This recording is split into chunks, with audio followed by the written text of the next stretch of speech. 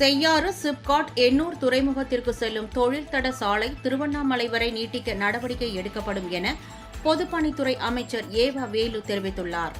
செய்யாறு சிப்காட் எண்ணூர் துறைமுகத்திற்கு செல்லும் தொழில் தட சாலை திருவண்ணாமலை வரை நீடிக்கப்படுமா என சட்டப்பேரவை கேள்வி நேரத்தின் போது பேரவை துணைத் தலைவர் கு. பிச்சாண்டி கேள்வி எழுப்பினார். இதற்கு பதிலளித்த அமைச்சர் ஏவா வேலு, முதலமைச்சர் கவனத்திற்கு கொண்டு சென்று செய்யாறு சிப்காட் எண்ணூர் தொழில் தட சாலை திருவண்ணாமலை வரை நீட்டிக்க நடவடிக்கை எடுக்கப்படும் என்றும், இந்த சாலை திருவண்ணாமலை வரை நீட்டிக்கப்படும் பட்சத்தில் சிப்காட்டில் உற்பத்தி பொருட்கள் எளிதாக துறைமுகம் கொண்டு செல்லப்படும் என்றும் கூறினார்.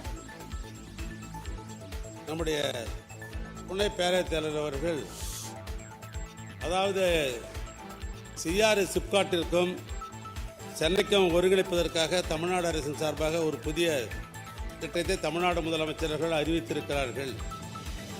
ஏன்னா சிப்காட்டில் உற்பத்தி செய்யப்படுற பொருளெல்லாம் இங்கே போர்ட்டுக்கு, அதாவது துறைமுகத்திற்கு வந்தால்தான் வெளிநாட்டுக்கு அனுப்ப முடியும். அதனால் புதியதாக ஒரு தொழில் வளர்த்தளத்தை அறிவித்திருக்கிறார்கள். அந்த தொழில் வளர்த்தளத்தை திருவண்ணாமலை வரைக்கும் நீட்டு தர வேண்டும் என்பதுதான் அவருடைய கேள்வி.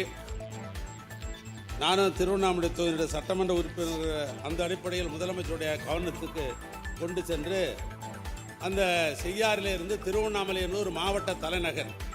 அந்த தலைநகருக்கு அதை இணைக்கின்ற இரண்டாவது கட்டமாக அதற்கு வேண்டிய முயற்சி எடுத்துவதற்கு இந்த அரசு முன்னுரிமை அளிக்கும். அதே நேரத்தில் பெரிய கோலாப்பாடி, வேங்கிக்கால் போன்ற பகுதியில் அங்கே சிட்கோ இருக்கிறது. அந்த பொருளும் உற்பத்தி செய்தால் அது சென்னை துறைமுகத்திற்கு வருவதற்கு ஒரு வாய்ப்பு இருக்கிறது.